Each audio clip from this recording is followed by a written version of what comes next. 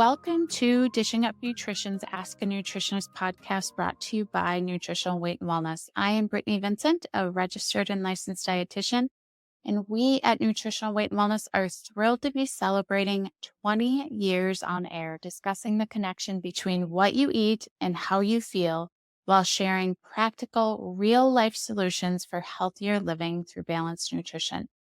I just want to say thank you so much for your support and listenership throughout the years. And I want to get started on today's topic.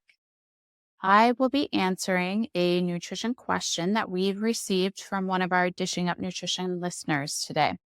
And the question is, can you address lectins and nightshades? Also, what are your thoughts on legumes causing inflammation? Should we be consuming these foods or avoiding them? I want to first start by saying this is not a straightforward answer, and there are a lot of variabilities that come into play here. And I know that lectins have been a huge buzzword in the nutrition world for the last several years. And I don't think a lot of people actually understand what lectins are.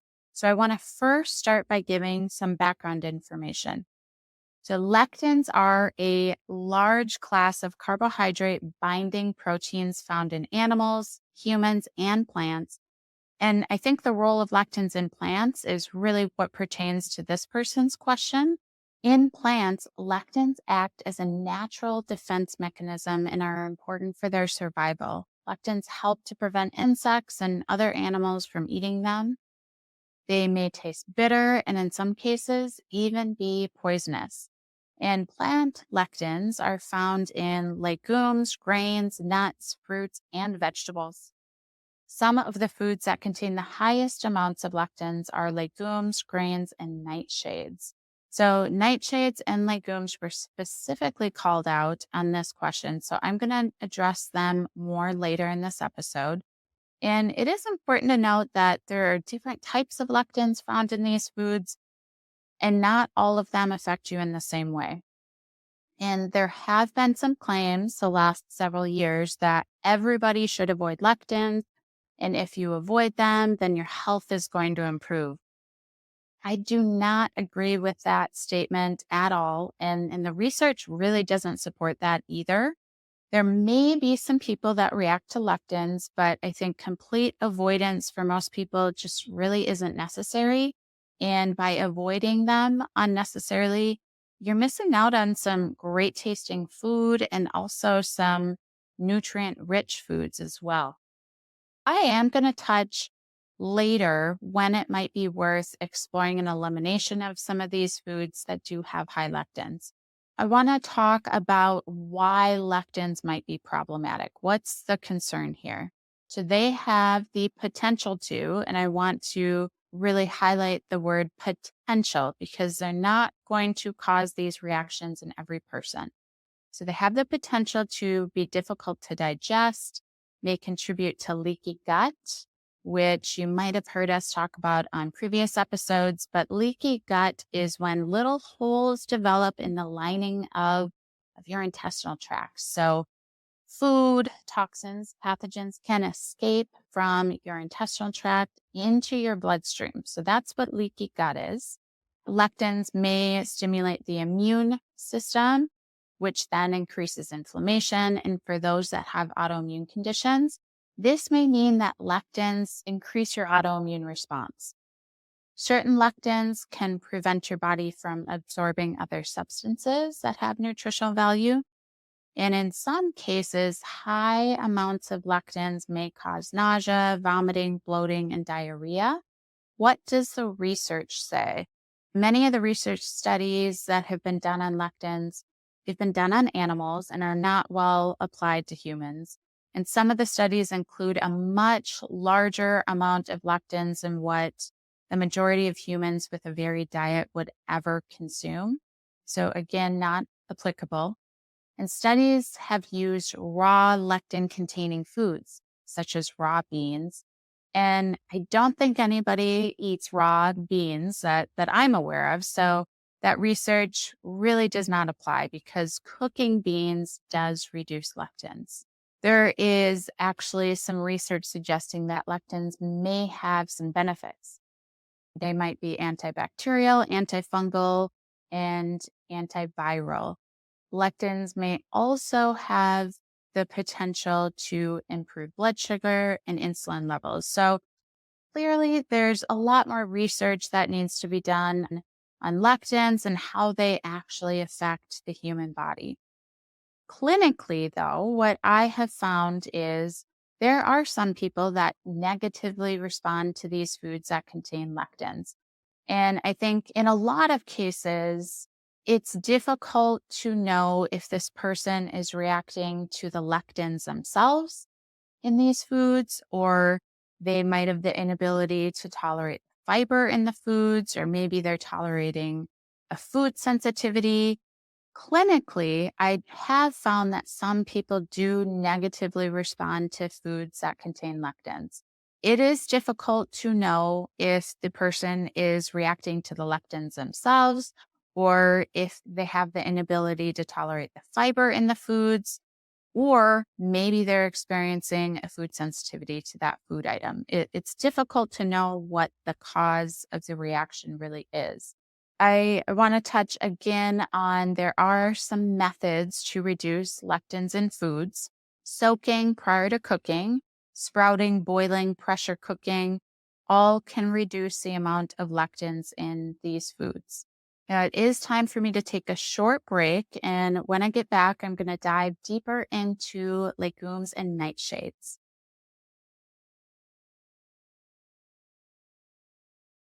All right, welcome back. Let's talk more about legumes and nightshades. Both groups do have lectins, and the listener did ask about them specifically.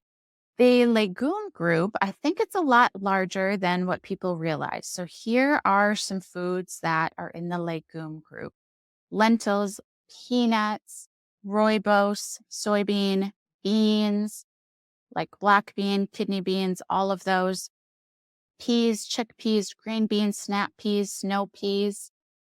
And the legumes that do have the edible pods, they are less likely to be problematic because they naturally contain lower amounts of lectins. And again, the good news is soaking and cooking your legumes may almost completely get rid of all the lectins. In addition to the legumes containing lectins, many legumes also contain phytic acid, which has a potential to be problematic as well. Phytic acid is a storage form of phosphorus found in various different types of plants. Humans can't digest it, but other animals can. But the negative with phytic acid is it can bind to minerals and prevent absorption of them. It does not leach minerals that are already stored in the body, which is good news. And phytic acid has the potential to interfere with enzymes needed for digestion. I did want to mention that part of legumes as well. Again, there can be various different reasons why people may negatively react to a food. It may not be the lectins themselves, but I do think if you are having some of these legumes and, maybe one serving a day, then it's the phytic acid part is probably not going to be an issue. I do have some clients that negatively react to legumes, and it's not always the entire legume group. It may be that they react to peanuts, or maybe they negatively react to beans. There, again, is a lot of variability there. Sometimes they trigger digestive symptoms, trigger autoimmune symptoms, or increase pain. But soaking them, pressure cooking them does, again, reduce the amount of lectins. There's a brand of canned beans out there called Eden that does soak and pressure cook their beans before canning them. But I can think of a client offhand, she doesn't tolerate those either. So that tells me that she's not reacting to the lectins in beans. Something else about the beans does not agree with her. Let's move on to the nightshade group. Foods that fall into the nightshade group are white potatoes, not sweet potatoes, tomatoes, eggplants, peppers, and this does include a lot of spices like chili powder, cayenne, paprika. This does not include black pepper. Tomatillos, goji berries, okra, ashwagandha, all of those also fall into the nightshade category. And the nightshades, they are a group of botanicals that only contains a small amount of plants that are safe to consume. A lot of plants in the nightshade group are actually very poisonous. Nightshades contain alkaloids, which are lectins. And for the majority of people, again, these alkaloids, they're harmless. They're not going to create an issue. Specifically, looking at some different types of lectins or alkaloids in this nightshade category, solanine and tomatine, they are types of lectins that are produced by the potato and tomato plant. Unripe tomatoes, like green tomatoes and potatoes that have green areas or are sprouting, they have higher amounts of this solanine. So maybe for some people, it's avoiding those types of potatoes or the unripe tomatoes. There's another molecule in nightshades called saponins that can cause an overreaction of the immune system in some individuals, and they may contribute to more autoimmune disease symptoms. But again, do want to point out eliminating nightshades, that cuts out a lot of different foods and a lot of different dishes. So you're missing out on some delicious, healthy vegetables with fiber and other beneficial nutrients. I do believe, unless you react to these foods, I would not recommend a complete avoidance of them. I do have some clients, again, kind of similar to the legume group. They may react to some of these foods in the nightshade group and not others. I have some clients that don't tolerate raw tomatoes well, but cooked tomatoes or tomato sauce is much better tolerated. So once again, a lot of variability here. I do want to just briefly touch on grains. This wasn't part of this individual's question, but grains is one of the groups that does contain high amounts of lectins. Many grains also contain that phytic acid that I mentioned when I talked about legumes.